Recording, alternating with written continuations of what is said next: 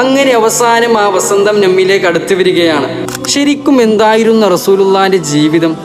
പിറക്കും മുമ്പേ ഉപ്പ മരണപ്പെട്ടു, 6-ാം വയസ്സിൽ ഉമ്മ മരണപ്പെട്ടു, പിന്നീട് ഉമ്മ ഉപ്പാന്റെ സ്നേഹം കിട്ടാതെ യതീമായി വളർന്നു റസൂൽ സല്ലല്ലാഹു അലൈഹി വസല്ലമ തങ്ങൾ.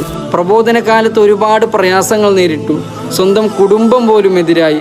റസൂലുള്ള നടന്നു പോകുന്ന സ്ഥലത്ത് മുള്ളുകളും കച്ചറകളും മാലിന്യങ്ങളും ഇട്ടുകൊണ്ട് റസൂലുള്ളാഹിനെ ബുദ്ധിമുട്ടിച്ചു. അവസാനം പീഡനം സഹിക്കാൻ വയ്യാതെ തൻ്റെ അമ്മാവൻ്റെ നാടായ ത്വായിഫിലേക്ക് അവരെ ആശ്രയിച്ചുകൊണ്ട് മടങ്ങിയപ്പോൾ അവിടെയുള്ള കുട്ടികളും വിഡ്ഢികളും നേതാക്കളും എല്ലാവരും കൂടി റസൂലുള്ളാഹിനെ ഉപദ്രവിച്ച് നിരാശനാക്കി.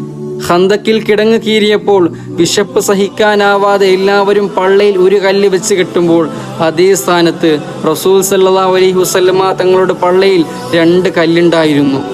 ആർക്കും സഹിക്കാൻ പറ്റാത്ത പ്രയാസങ്ങളും വേദനകളും നേരിട്ട നേതാവാണ് പ്രവാചകൻ സല്ലല്ലാഹു അലൈഹി വസല്ലമ തങ്ങൾ. കുഞ്ഞു പ്രതിസന്ധികൾ വരുമ്പോൾ തളരുന്ന നമുക്ക് പാഠമാണ് ആ ജീവിതം. എല്ലാ പ്രയാസങ്ങളെയും ക്ഷമയോടെ അതിജയിച്ച നേതാവാണ് പ്രവാചകൻ സല്ലല്ലാഹു അലൈഹി വസല്ലമ തങ്ങൾ.